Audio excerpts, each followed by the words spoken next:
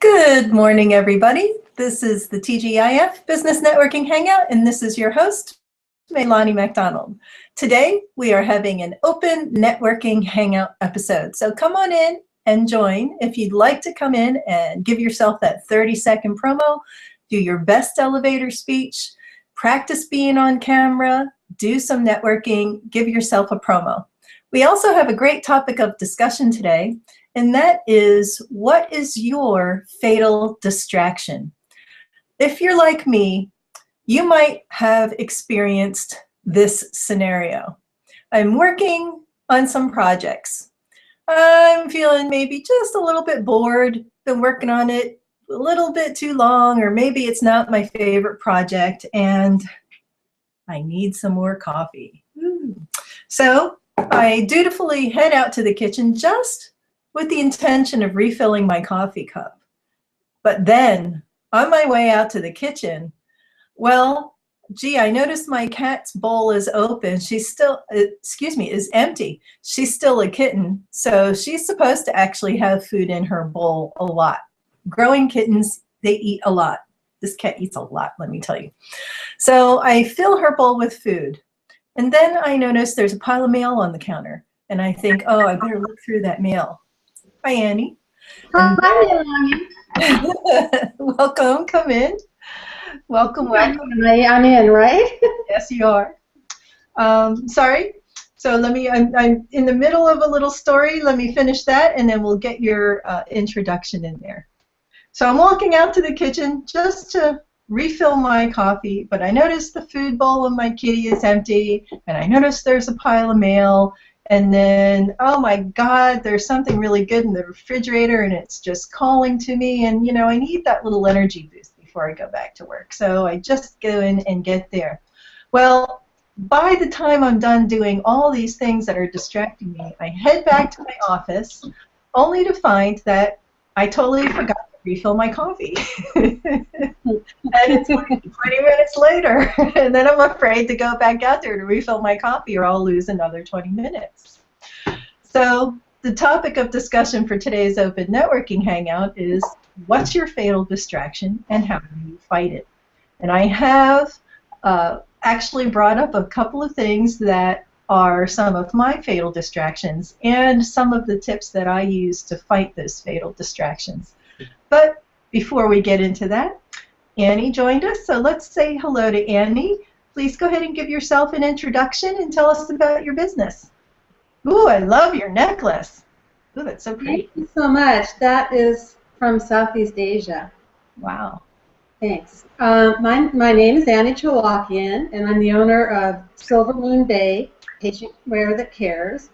And we provide any patients who have to wear a hospital type of gown, or somebody who's in a wheelchair and somebody has to dress them and put, with designer patient gowns.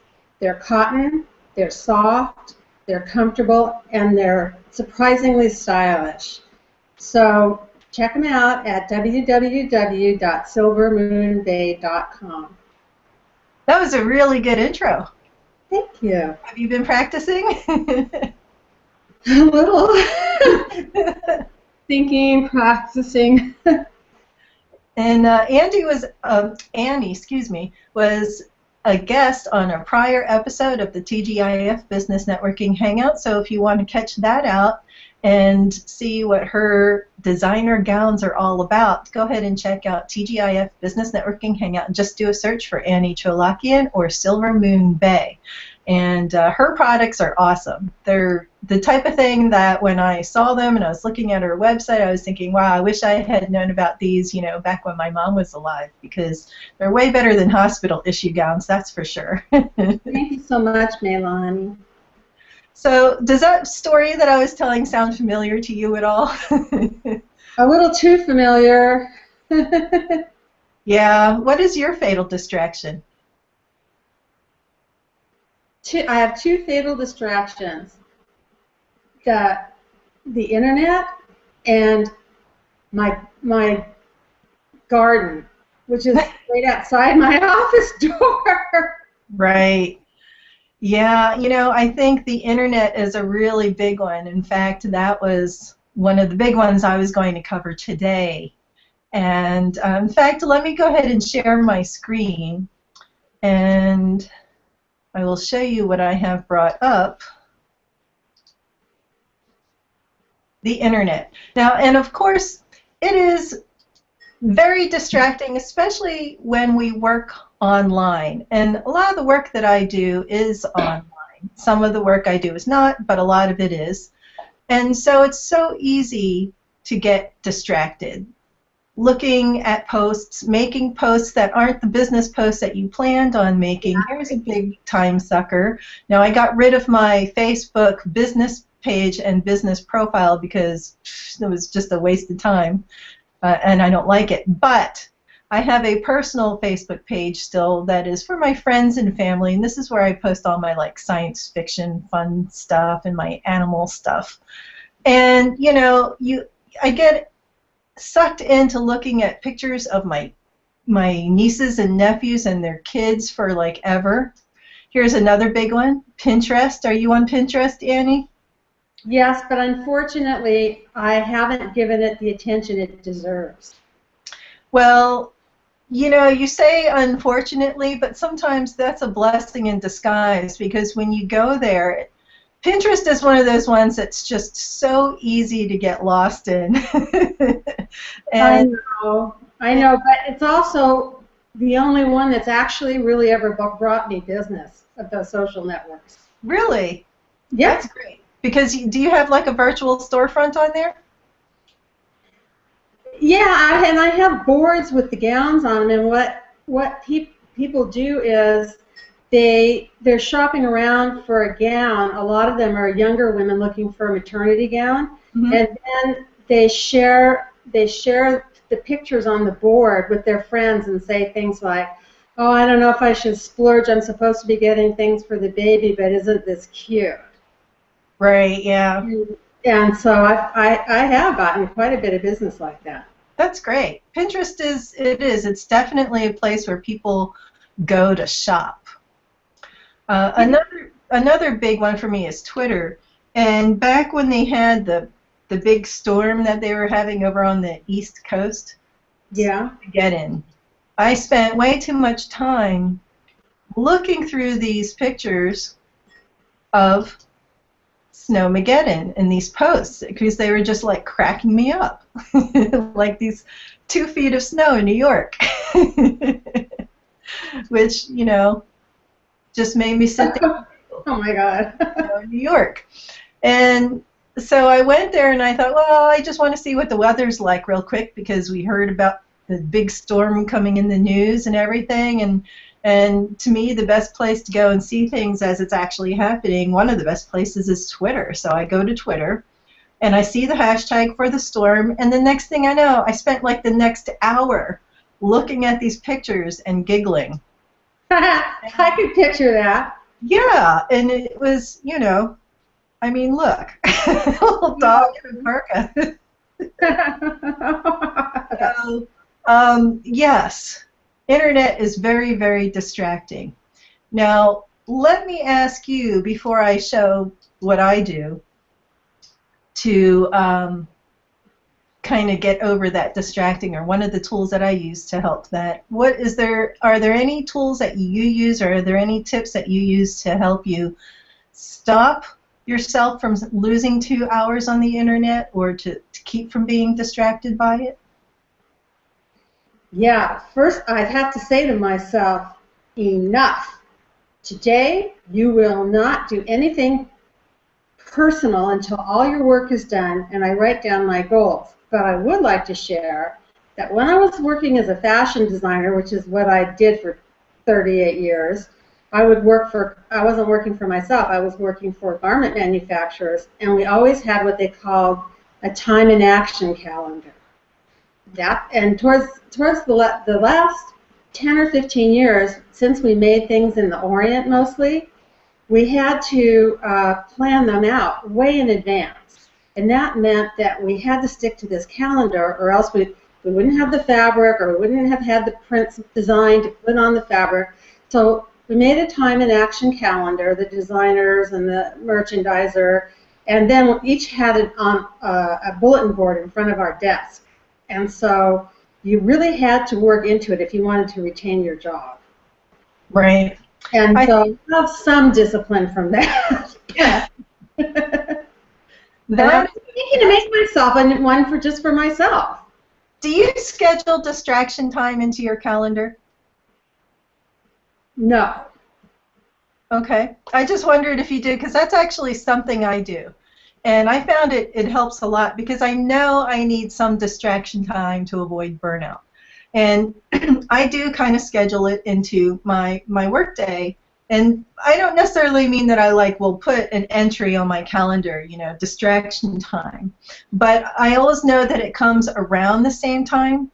After having been doing this for so long, I know that it ends up coming around the same time. So when I feel myself starting to be distracted around that time, I just look at the clock and I say, okay, that's okay. I'm going to spend, the next 20 minutes just having fun, browsing the internet, doing my distraction thing, because that's what keeps me from getting burnt out. Whereas if I was denying myself that kind of a break, then I think I would just be working, but I would be struggling more because it would be man, I don't really want to do this. I want to be doing that, So I think that psychologically speaking, giving myself the permission to be distracted for some amount of time, and then giving myself the time for that distraction to happen helps, because then when it's done, I feel okay, I got to be distracted, I got to be, irresponsible, and I got to do what I wanted to do that was fun,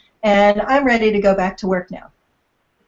Well, that's a really good idea. I think one of my biggest problems is that I naturally have a sort of two-part sleep-wake cycle. I've been like that since I was a teenager, and left to my own devices, I would take a nap every day at about 3 o'clock and get up again maybe at around 6 and have dinner and then work again. I don't think I'm alone in that, because there are also all these different countries that have siesta time. I know they're mostly hot, but a lot of people would do that. And then, so what happens is, I figure I set aside a bunch of work. I kick it out till the after dinner part that I'm going to stay up until 11 and get done. But then I get a distraction from my family. Somebody needs me. And I don't have that on my schedule. And my mother got sick and I have to drive to Palm Desert, or the cat's throwing up, or whatever is this problem. And then, of course, since it's family, I don't do the work I was going to do, and that is really a big problem for me. So I'm thinking if I should just decide that I have to do all my work during the day. I'm kind of glad you brought that up, because I do the same thing. I get this, I can tell time when I start getting sleepy. I know that it's going to be 3:30 o'clock, because I'm starting to get sleepy, and that means it's 3:30. And I think I actually think it's just our natural biorhythms in a lot of ways. It's that time, it's a couple hours later after lunch. A lot of times at lunch we'll eat things that are sort of comfort foods that kind of keep us going for a while, but then they make us want to crash out. And as you said, in the hot climates, and we both live out here in the desert, and that's kind of the hottest time of the day, and it's just oh my God, I can't do anything. And, I end up taking a nap with my dog over on the big fluffy pillow in my office. And I bought instead of a chase lounge or, a little sofa over there, I bought a 4-foot by 6-foot pillow. And I had lots of pillows around it. It's kind of really cool. Like a crib. Yeah. And so, we'll go take a nap over there with the dog. And you're right, because then when I do that around, 5, 6 o'clock, I'm ready to have dinner, and then I have another couple of hours where I'm okay, this is good work energy.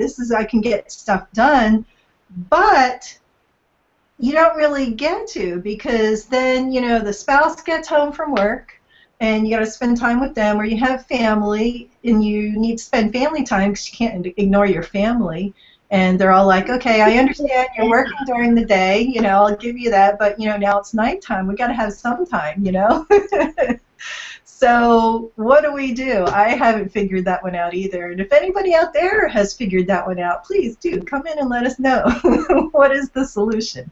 What I used to do when I was working for a company in Los Angeles, because one thing I didn't mention is I'm type 1 diabetic. I got that when I was 40 years old, and I had small children. And my doctor told me that I had to work out, and that if I did it twice a day, my blood sugars would be much more even. And so because it seemed mandatory, and yet I had to be at work by, say, 8:30, I did this for 10 years. I got up at 4:30, and I'd get a cup of coffee and maybe a piece of fruit, and I would do a video workout for 45 minutes, and then get dressed, get my kids up, go to work. Anyway, I had this on a definite schedule. And when I was at work, of course, I couldn't take that nap. But I also want to mention that physiologically, because I have type 1 diabetes, I know that 3 o'clock in the afternoon is when your blood sugar is at its natural highest. And at 3 a.m. is when it's at its lowest. And sometimes, I don't know. I don't know if that has anything to do with it or not, but that is the case. And so I haven't really worked this out, so I'm hoping that you're going to work it out for me, Melanie. No pressure, right? Well, I've heard 3 a.m. described as the witching hour. You hear about the witching hour, and they say that it's midnight, but a lot of places, like if you actually go and look it up, they'll say it's 3 a.m., and a lot of weird things happen at 3 a.m. People wake up. That's when they see ghosts. That's when, kind of otherworldly things happen. And I know a lot of times if I do wake up in the middle of the night, it does seem to be about 3 a.m. And I bet you're right. I bet it has something to do with that natural kind of body rhythm. Everything gets attributed to supernatural and ghosts and other ways that we relate to what we don't understand or know what's going on. But I actually have a story about a 3 a.m. story that was a really weird, creepy story, but I'll save that for another episode.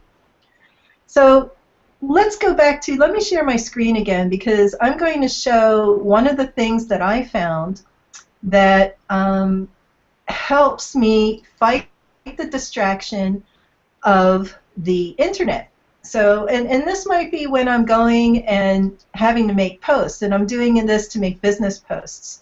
And as I'm making the business posts, I'm getting distracted by the other posts I'm seeing. And, and that happens to me all the time. And I'm sorry, Melanie, somebody's calling me, and it might be someone who wants to join your hangout and doesn't know how, so I'm just going to check that out. Okay, no worries. Yeah. Let me, I'll mute you just in case. All right, so back to this.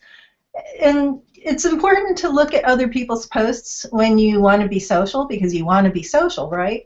However, sometimes there are times when we schedule in that we have to make our post, but this isn't the time that necessarily we want to browse. I do schedule in times to browse and interact with other people too. But if this is not one of those times, then I found using a third-party tool like Hootsuite here is really helpful, because then you get all the posts and everything, but you can kind of get it all in one place. This is, for example, my Twitter tab, and this is my LinkedIn tab, and I also have a tab for a business page I manage. So, and I also have a tab for particular conversations that I need to look for. So if I'm working on a client for something, or for something, on something for a client, excuse me, for example, plastic bag ban outreach, and I'm now, for this particular client, the City of Indio, I'm watching conversations that are hashtag plastic bag ban, and this allows me to pull those relevant conversations into here without getting distracted by all the other conversations that I'm seeing in the meantime, maybe if I were to go just straight to Twitter.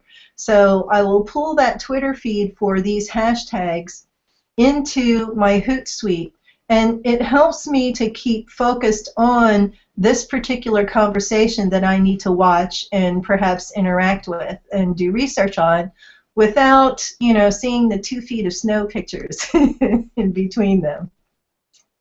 Also, if I'm going to post something, the post box is here, and I can write a message, post it to Twitter. I've also got these accounts hooked up to it, my LinkedIn.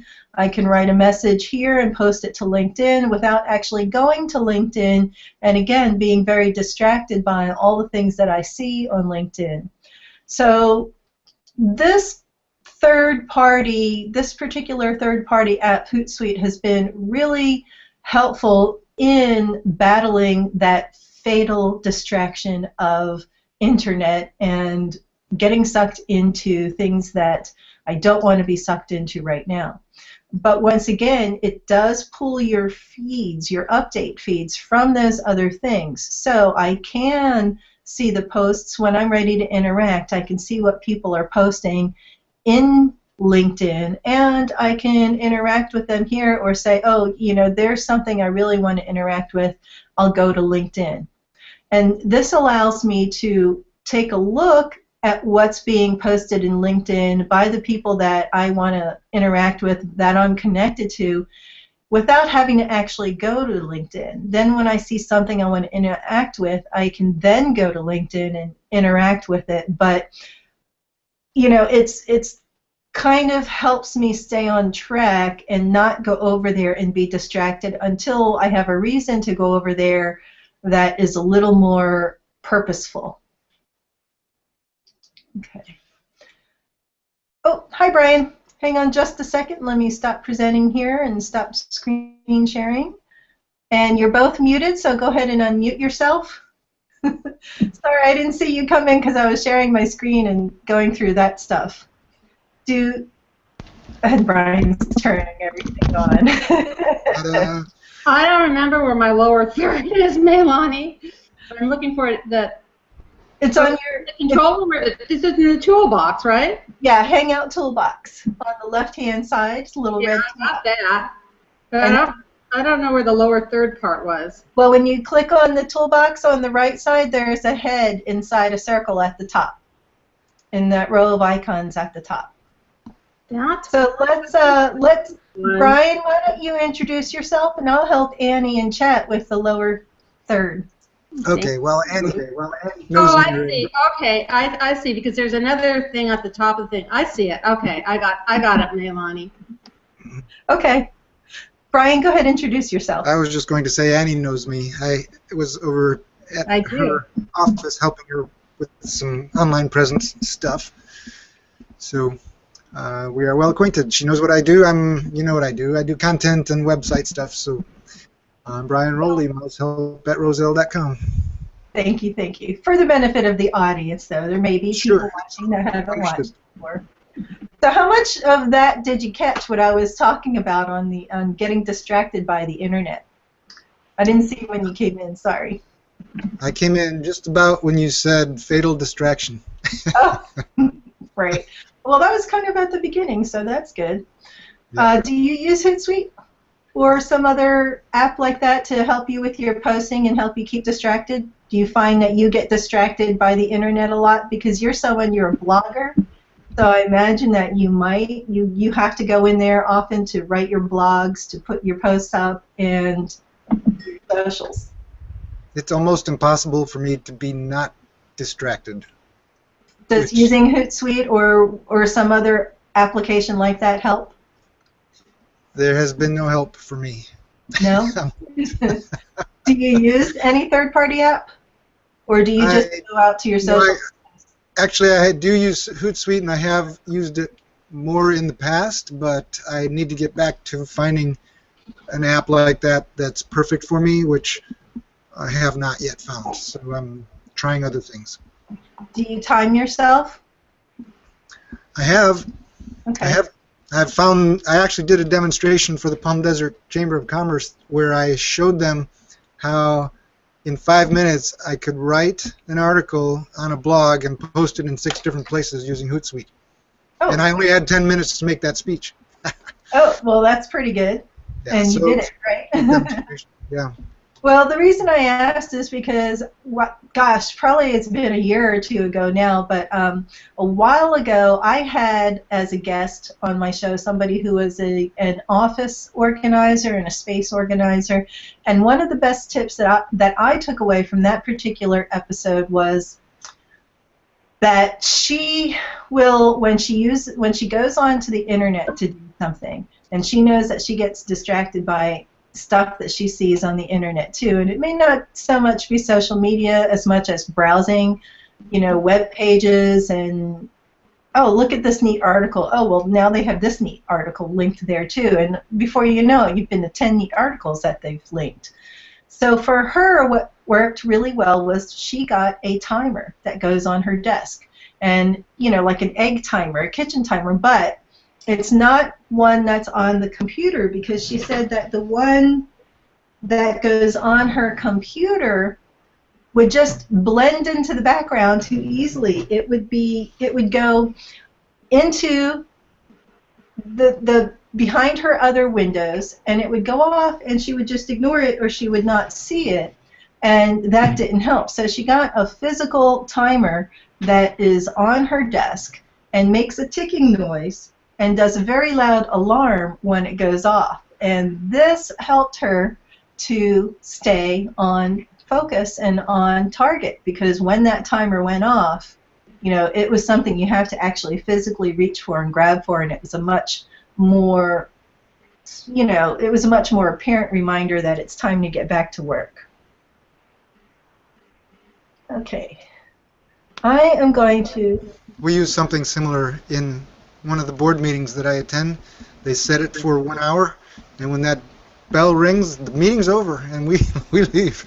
So it's a good method. In a number of cases, that timer with the alarm is really effective for staying on track. I'm glad you actually mentioned that, meetings, because meetings is another place where you can lose a lot of time, and especially if it's an in-person meeting or a boardroom meeting, conference room meeting, and your meeting is only scheduled for an hour.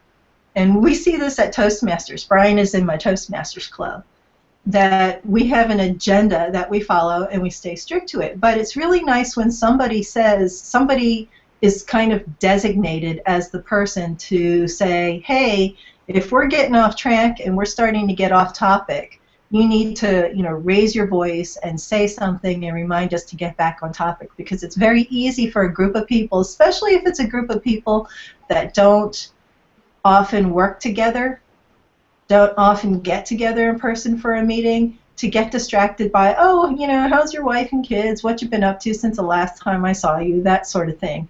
And if they want to do that, that's awesome, but do it after the meeting is done. Then, hang out, go get a cup of coffee, chat, catch up. But during the meeting, if you really want to stick to business, you have to stick to business. So there's another tip. Designate somebody at your meeting to be the person that is, I'll be the bad guy and say, hey, let's stay on track. And Brian, you did a good job of reminding us of this at Toastmasters a few weeks back, when you said, you reminded us that at a Toastmasters meeting in our club, it's a good idea to say, point of order, let's get back on track if one of our speakers or Toastmaster or somebody is going off topic too much. I thought that was really helpful. Annie? Yes. Those were very helpful tips. I'm going to get the alarm clock out today.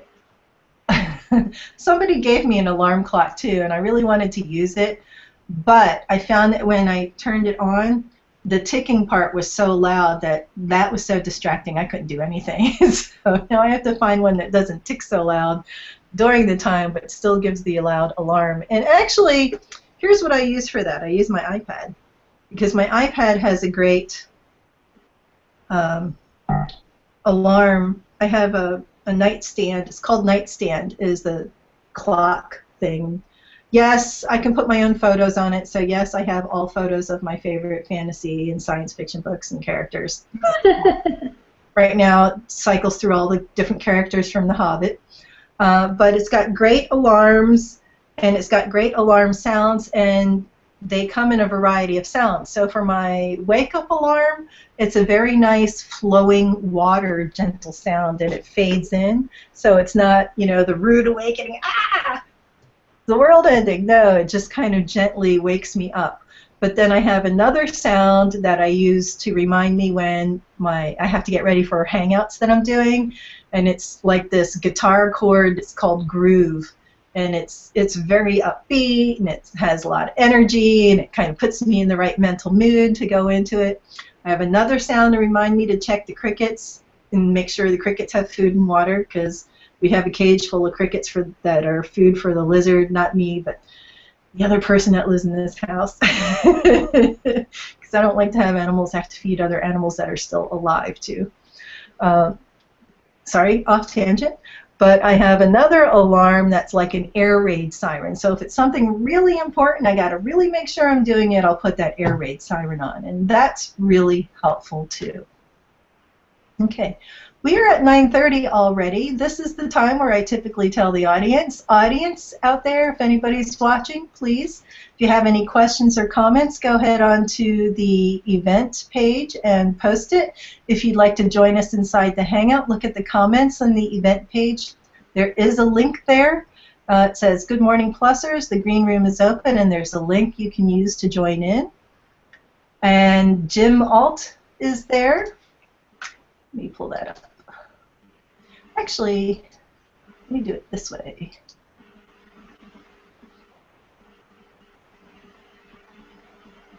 Okay.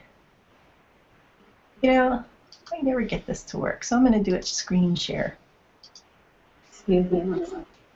I want to try to use my comment tracker, but I'm not as good at using that as some other people. So here's Jimmel, finally done with his client meeting, and now for good fun, he's given a shout out to Brian Rowley. Christopher Pearsall, yay, he made it. He's psyched. Hi, Christopher. Hi, Jim. If you have any questions, you want to come and join the discussion, please do. And no questions, so I could stop sharing my screen. All right. Let's go on to the next thing. Oh, I shouldn't have stopped sharing my screen, because actually I'm going to do it again. It's a different window now. The other tool that I found to be really helpful in helping me to fight my distractions is actually my Toastmasters Club. And in our Toastmasters Club, there's an exercise that we do. It's called Table Topics. Table Topics is where you have a Table Topics master, and he goes to the front and he reads a scenario. And then he picks somebody, or somebody volunteers to come up and speak about that scenario for 1 to 2 minutes, and it's totally off the cuff. You don't know what that scenario is ahead of time. You just have to speak about it. So it's a really good exercise in being prepared when you're not prepared, in having to focus with little preparation, and having to focus for 2 minutes to speak on something that you had no idea you're going to have to speak about. It's a great exercise and off the cuff, but I also found it does help me with focus. I'm going to play this video. Can you guys see that video there? Yeah. You can? Okay. So this is from our last Toast, well, not our last meeting, but a couple meetings ago, and this is a Table Topics. And the subject is faith and hope. Can you hear that? Which is No, but I'm hard of hearing. I can hear the sound, but I can't make out what he's saying.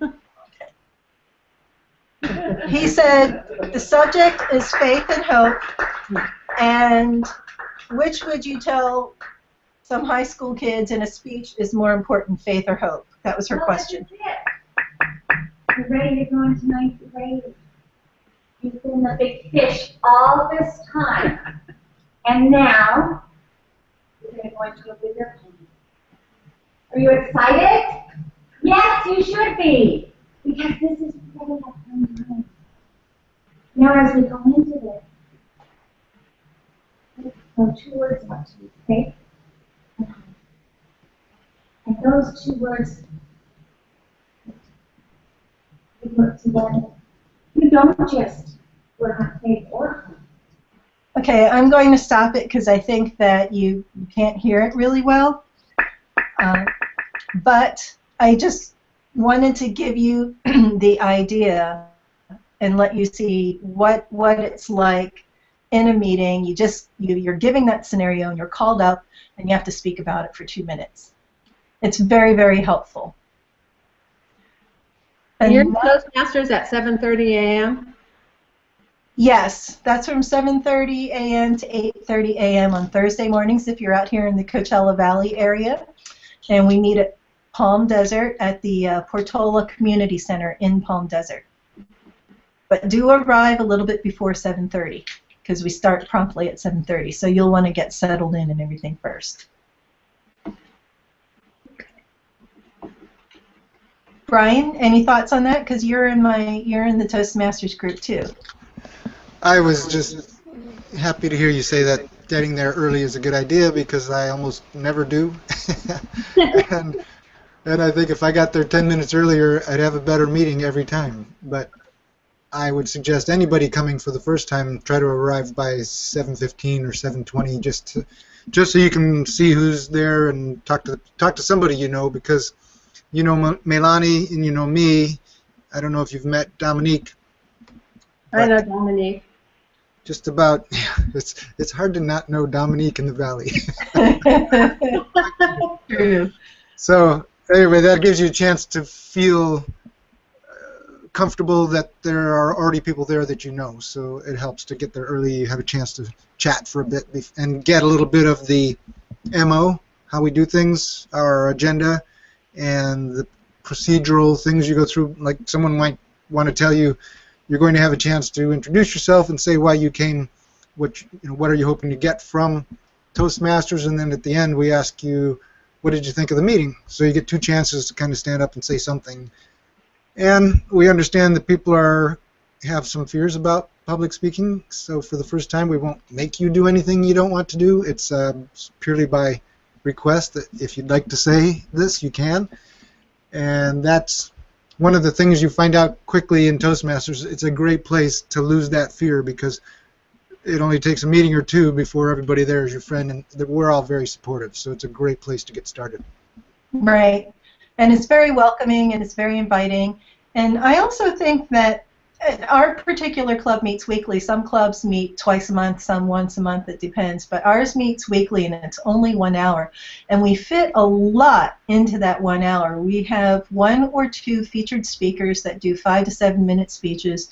We have our roll call, which is where the roles that we're fulfilling in that meeting get called out and explained what they are for the benefit of any visitors who come in.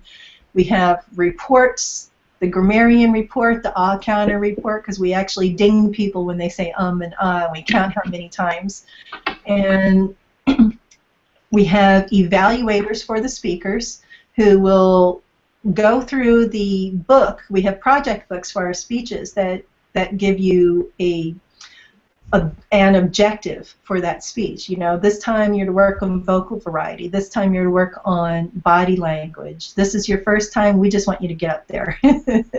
And so the evaluators will go through some questions put in the project book to let the speaker know how well they met those goals for that project. And then we also have table topics, and that's really a lot to fit into 1 hour, but we keep it to 1 hour because we have a lot of professionals who need to go to work afterwards in our particular club. And I think that practice of going to a weekly meeting where you do have an agenda and you do have to follow it strictly, and you can't get off track, because if you do, you end the meeting late, and you can't end the meeting late when the people there need to leave on time to go to work. That's also something that's really helpful in kind of flexing those focus muscles and keeping you on track. Likewise, doing a hangout. As a hangout host, I have to make sure that there's people coming in on time, that they're being welcomed when they come in, that, you know, if there's a featured guest, the featured guest has to get here by a certain time. Can't be just 5 minutes before you start, especially if they're new. I have to make sure that we have a meeting before the broadcast meeting if they're very new, so that they understand, you know, how to turn their camera on, how to turn their mic on, all the things that they need to know, make sure that their camera works, that they have a computer that they can use, all that good stuff. And when it's an hour long, it seems like a really long time, but when you have a guest and you have a particular topic that you are speaking on, you'd be really surprised how quickly that hour goes by. So I actually have a format where I break it down into 4 15-minute segments, and you know, the first 15 minutes is intros and hellos and how are yous, and then the second and third is really into the topic, and here's the questions we want to discuss, and here's the points we want to make sure that we get out. And the last 15 minutes is people asking their last questions, sharing their last comments, giving everybody a chance to do a promo, because it's not just an interview show, it's a networking show. And having that format to go by is really, really helpful. And doing this show twice a month, and there are people out there who do their shows, you know, every week, once a week, which I find amazing. But that's a lot of practice in staying focused and not getting distracted. So I highly recommend to everybody out there, if you're at all interested in Hangouts and Hangouts on Air, be a host. You know, do your own Hangout. Do some by yourself and practice first, or come into the TGIF and practice. Practice being on camera. And if you want practice in being a host, come in and see what some of the behind-the-scenes jobs are, and I'll give some them to you, and you can practice them, and then I'll come on your Hangout and help you. I mean, it's very reciprocal that way. So it's really helpful when you get to have a chance to dip your toes in those waters before you have to actually do it. That was a very persuasive talk, Maylani.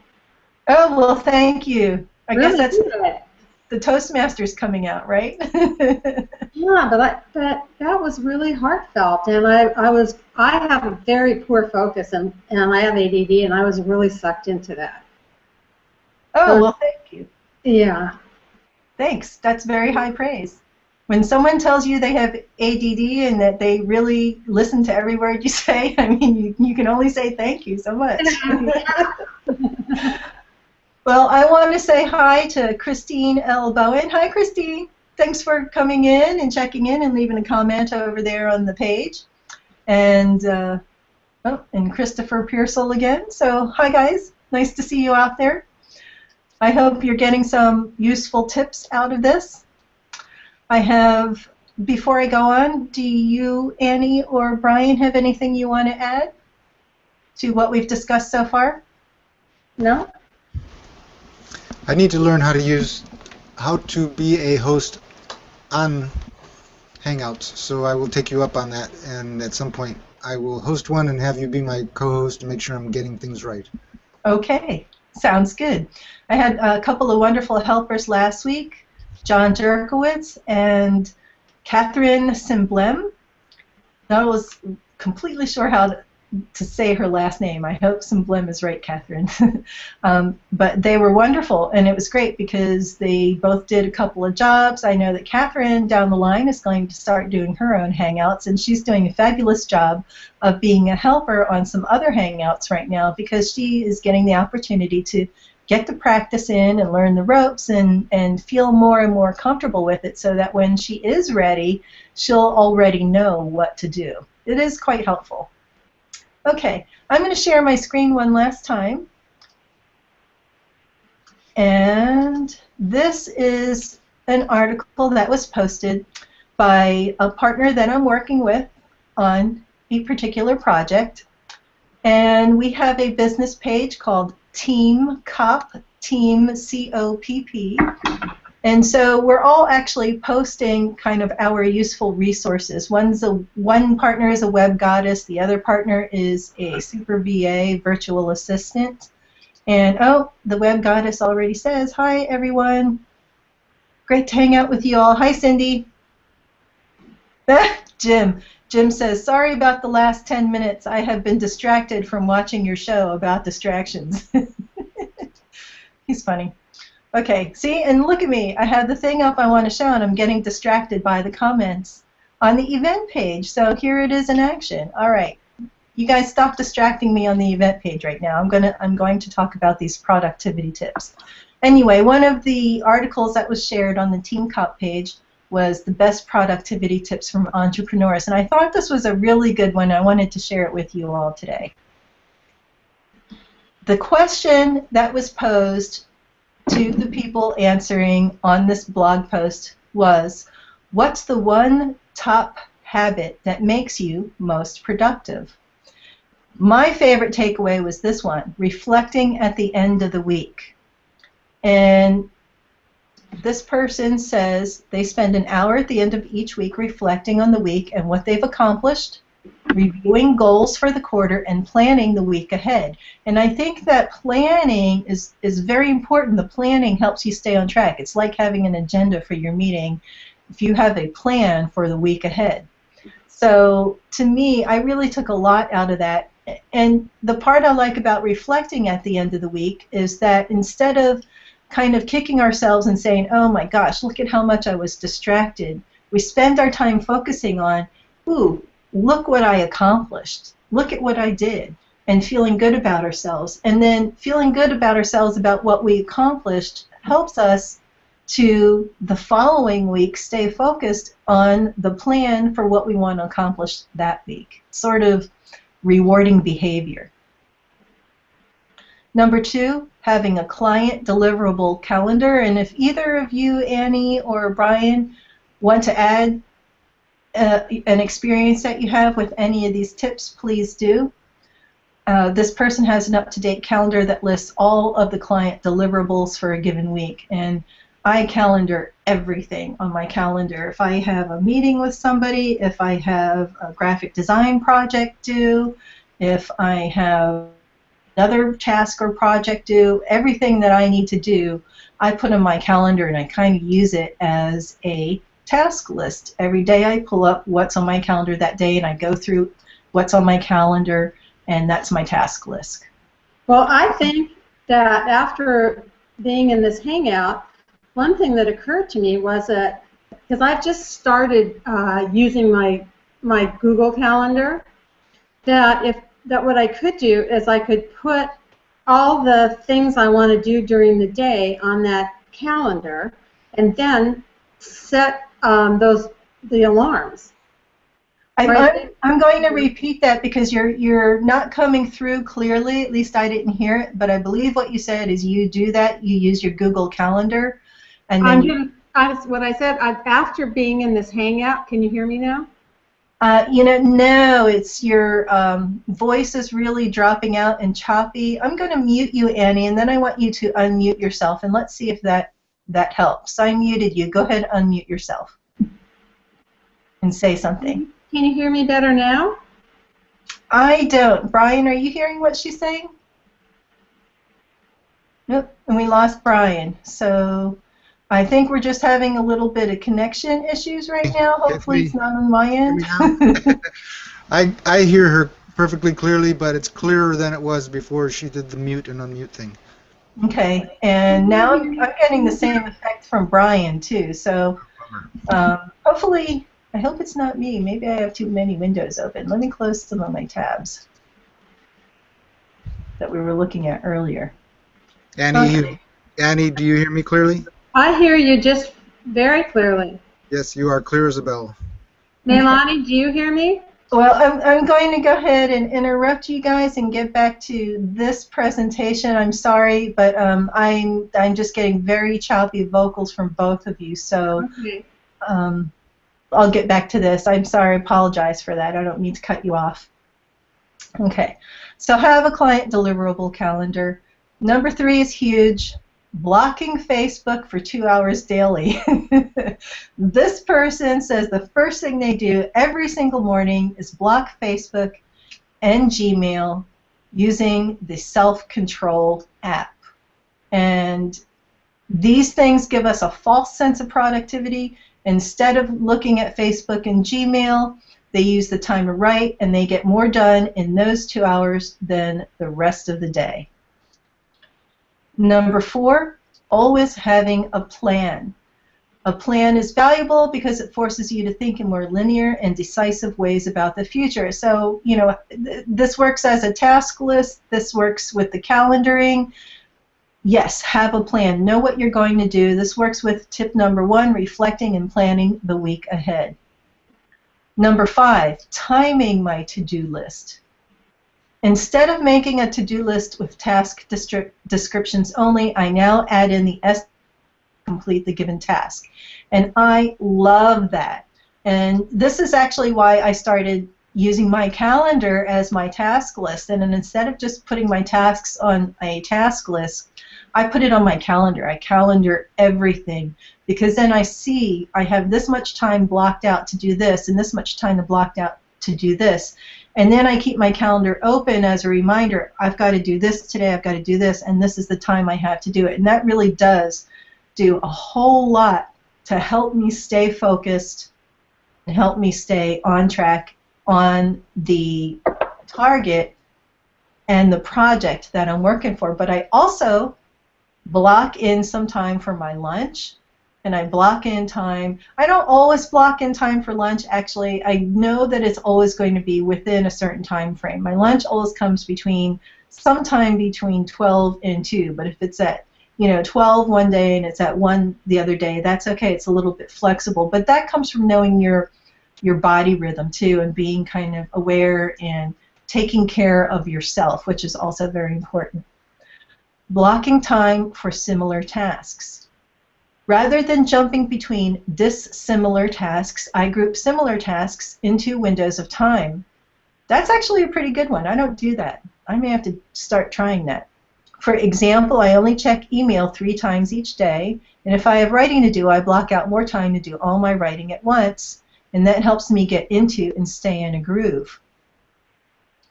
That's great. I have a friend who gets on my case because I don't immediately answer emails. I sent you an email. I don't know why you didn't see it right away. Well, I don't check my emails all day long. I can't. If I do, I'll never get anything done. So I check my emails, a couple times a day. And then when I get back to it, I get back to it. But I think it's better that people know that you'll get back to it when you see it, and not expect an immediate response. Because once you start doing immediate responses and people expect that, then you kind of get stuck in that pattern of immediately responding to every email that comes in. And I don't know about you, but I don't know if there's anybody out there who doesn't get email coming in all day long. 7, keeping sticky notes around. Yep, sticky notes are good. I use them. 8, scheduling anything and everything. Yes, I have a Google Calendar that states where I'll be and what I'll be doing for the entire day. And again, that goes back to what I'm saying as well, that I put all my tasks on my calendar. I mean, I calendar everything, and that is really, really helpful. 9, I like number 9. Leaving the office at 5 p.m. every day. So it doesn't have to be 5 p.m. It's whatever your time is. But yes, make time to do not work stuff. Really work on leaving your office at a certain time. Now, in his case, he says, most of my day in the office is spent in meetings, calls, unblocking issues for the team. I don't get real execution-based work done until nighttime, which are reserved for hacking on projects and cranking through emails. Leaving the office by 5 p.m. every day ensures I get home with enough time to see my family and still have the rest of the night to crank out execution work. So Annie, maybe that's something for us. When that afternoon nap time comes on, maybe what we need to do is consider that leaving the office and then spending some time with the family, and then still having a little time to crank out execution work. 10, I don't like number 10. Catching up on weekends. This person says it might be a drag, but I find an hour or 2 on the weekends catching up on email or other tedious tasks really allows me to be free in the office, to be more creative or talk to employees. And if you're that kind of person, then that works for you, then that's great. For me, I don't like that. I like to stay away on the weekends, and weekends are for me because that if I end up working on the weekends, what happens to me personally is that sometime during the work week when I really need to be focused on work, I will say, well, gee, I didn't get my weekend time. I worked on the weekend, so I'm going to take some time off today. And as a self-employed entrepreneur, it's too easy to say that. But when the other people that you're working with, your potential clients and customers, are people who keep, Monday through Friday working hours, then you really have to kind of do that too. And I prefer to keep my weekends my time personally. Number 11 is letting go. And this person says the key to being super productive is to clearly delineate between those items I control directly and those I don't. And if I don't, then I have to let it go. I think this is a kinder way of saying don't micromanage.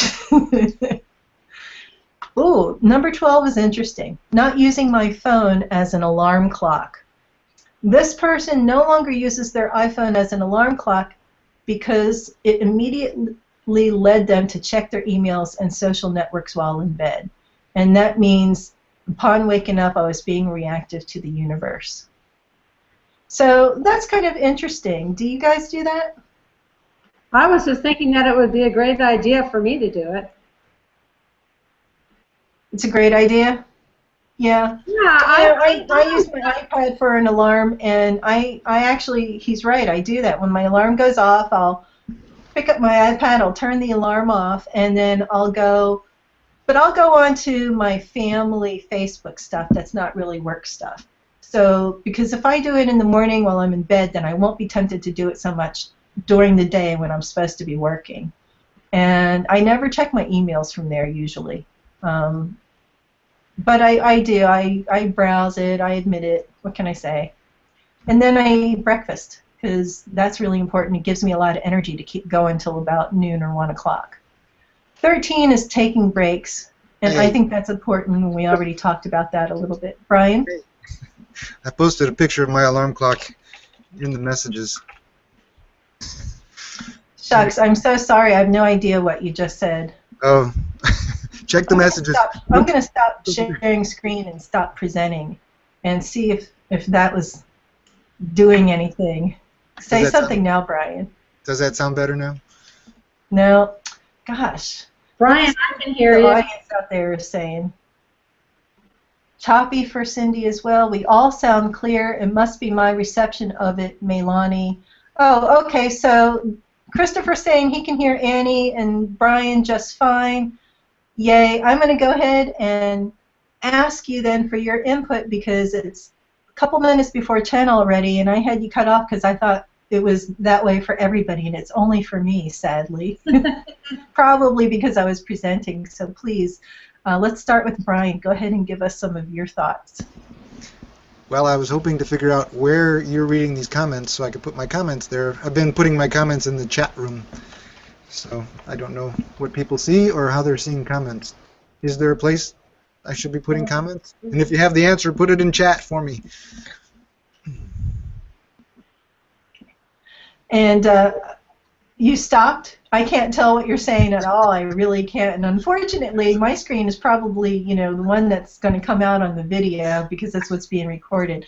So I'm sure that they were very wise words of wisdom, were very great pointed comments. Again, I apologize that I can't react to them because I don't know what it was. Annie, I'm going to go to you next, and I'm going to ask you to give me one of these, let me know when you're done visually because I can't tell what you're saying. But please go ahead and comment and give us any tips that you're using or anything that you're getting out of this. Well, I actually am not going to take that tip about not using my phone as an alarm because I'm going to put everything in that Google Calendar and try using it, the alarm to keep me on tasks.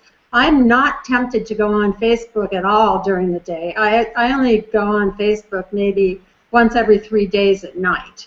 And I check Google+, but I don't necessarily go into it. And I only really will respond to anything there if I think it's something has to do with my business or urgent. So I think that might really be a good thing for me. Awesome. I caught a little bit of that, but not a lot of it. If I knew how to write it out on this, I would, but how could I write my comments? Okay. Do you know Brian? Oh, Brian's not there. Brian, what are you showing? He's showing something there about comments. And where do I go to follow comments for this episode? You go to the event page listing for the TGIF. Here, I'll put it in the chat box for you. Where is the chat box? If you mouse around on your screen, that first icon at the top left, it's a blue square box with some white lines. Click on that, and you'll see the chat box over on the right. Thank you, Brian. That was really helpful, and applause for Brian for his quick thinking and putting something up visually that I can see because I couldn't hear anything. All right, we have come to the end of the show today. 10 o'clock. I want to say especially thank you, Christopher, for letting me know that you were able to hear us. Thank you, Cindy, for letting me know it was choppy for you. So I apologize to those it was choppy for, and I hope most of you were like Christopher and were able to hear it. And Jim, I'll probably see you in a few minutes after we go off air and you come back into the green room as you like to do. Thank you so much for joining me today. I encourage anybody out there who has more tips that work for them to please do put a comment in the event listing and let us know what works for you. And share those tips. Let us know what helps you to be more productive. If you have a challenge that's your fatal distraction, go ahead and share that too, because maybe somebody else out there has had that same fatal distraction and they've found something that works for them, and then they can share that and help you too. Please join us again for the next TGIF Business Networking Hangout 2 weeks from today, 9 o'clock a.m. It's always on the first and third Fridays at 9 a.m. Pacific time.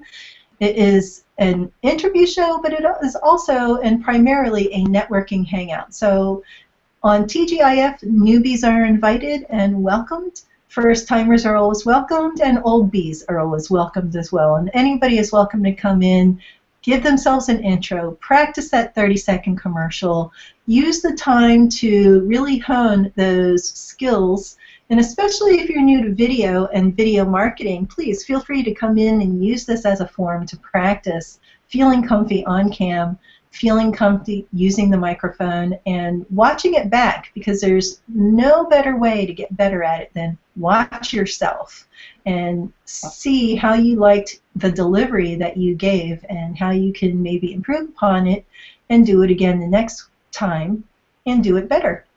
All right, have a great day, everybody. Bye-bye.